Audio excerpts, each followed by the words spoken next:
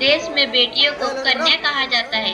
उसे लक्ष्मी, सरस्वती, माँ दुर्गा के रूप में देखा जाता है और नवरात्रा के दिनों में तो साक्षात उसे घर घर में पूजा जाता है। फिर क्या हो गया कि आज वह अपने अस्तित्व की लड़ाई लड़ रही है। वह अपने जीवन की भीख मांग रही है। अरे, बेटी तो हर घर की शान है, उसी से घर में रोशनी है। बेटी तो घरों को जोड़ती है। तो आइए, बेटियों के सम्मान में हम एक नाटक प्रस्तुत करने जा रहे हैं, जिसका शीर्षक है बेटी बचाओ बेटी पढ़ाओ। मीरा, ओ मीरा, तुमने मुन्ना को कहीं देखा क्या? पता नहीं सुबह सुबह कहाँ चला गया। अभी उसने कुछ खाया भी नहीं, दूध भी नहीं पिया और स्कूल जाने की तैयारी भी तो करनी है। नहीं माँ, मैंने तो मुन्ना को नहीं देखा। मैं तो सुबह से बर्तन ही धो रही हूँ। माँ, मुझे भी स्कूल जाना है। मुझे पढ़ना लिखना बहुत अच्छा लगता है। मेरा भी दाखिला स्कूल में करा दो ना माँ।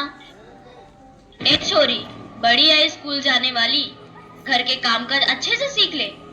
आगे चलकर यही तेरे काम आने वाले। पढ़ लिख कर कौन सा तुझको कलेक्टर बनना है? जल्दी जल्दी बर्तन साफ कर।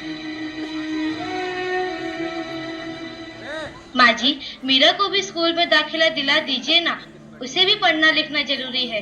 तू चुप कर, पढ़ना लिखना ये तो केवल लड़कों का काम है। उन्हें आगे चलकर घर गृहस्थी की जिम्मेदारी जो संभालनी होती है।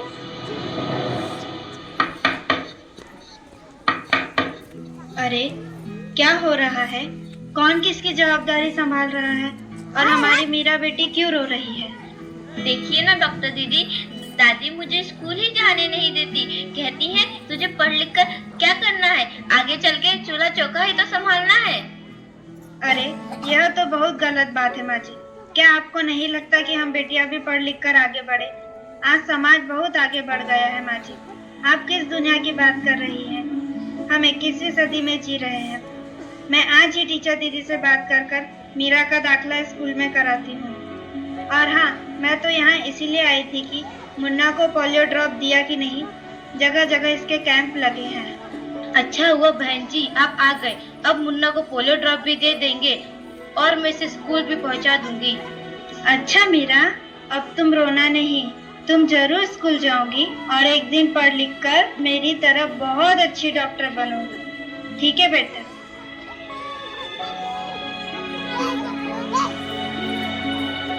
बहू, जरा एक गिलास पानी तो लाना।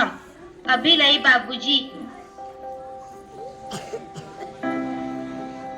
ये लीजिए बाबूजी। अरे ये देखो, अखबार में प्यारी बेटी के बारे में कितनी सुंदर कविता आई है। आओ मैं तुम्हें यह कविता पढ़कर सुनाता हूँ। कहती बेटी बाह पसार, मुझे चाहिए प्यार दुलार। बेटी की अनदेखी क्यों करता है निष्ठुर संसार। सोचो जरा हमारे बिन बसा सकोगे घर परिवार। गर्भ से लेकर यौवन तक मुझ पर लटक रही तलवार। मेरी व्यथा वेदना का अब हो स्थायी उपचार। जब माई जग में न होगी तो तुम जन्म किससे पाओगे। जब बहन न होगी घर आंगन में तो किससे रूठोगे, किसे मनाओगे। जब दादी नानी न होगी तो तुम्हें कहानी कौन सुनाएगा। जब कोई स्वप्न सुंदरी ही न होगी तो तुम किससे ब्याह रचाओगे। जब घर में बेटी ही न होगी तो तुम किस पर लाड लुटाओगे। जिस दुनिया में स्त्री ही न होगी उस दुनिया में कैसे रह पाओगे। जब तेरे घर में बहू ही न होगी तो कैसे वंश आगे बढ़ाओगे। नारी के बिन जग सूना है, तुम ये बात कब समझ पाओगे। हाँ तो भाग्यवान, कैसी लगी यह कविता, है ना मजेदार? काहे की मजेदार कविता मुझे नहीं आई पसंद। अरे कोई घर में है क्या? आइए आइए टीचर दीदी, हम आप ही का इंतजार कर रहे थे। हाँ जरा मैं कुछ दिनों के लिए बाहर चली गई थी, इसलिए यहाँ नहीं आ पाई। डॉक्टर बहन जी कह रही थी आपने मीरा का अभी तक दाखिला नहीं कराया। ये तो बहुत होनहार छात्रा है, हमेशा अच्छे अंक लेकर उत्तीर्ण होती है। हाँ, मैं भी तो यही चाहती हूँ कि मीरा स्कूल जाए, खूब पढ़े, पर मेरी यहाँ सुनता कौन है। हाँ हाँ, खूब पढ़ाओ लड़की को और बाहर भेजो। जब कुछ गलत सलत हो जाएगा ना तो मुंह छुपाने की भी जगह नहीं मिलेगी। अरे माँ जी, आप कहाँ की बात कहाँ लेकर बैठ गए।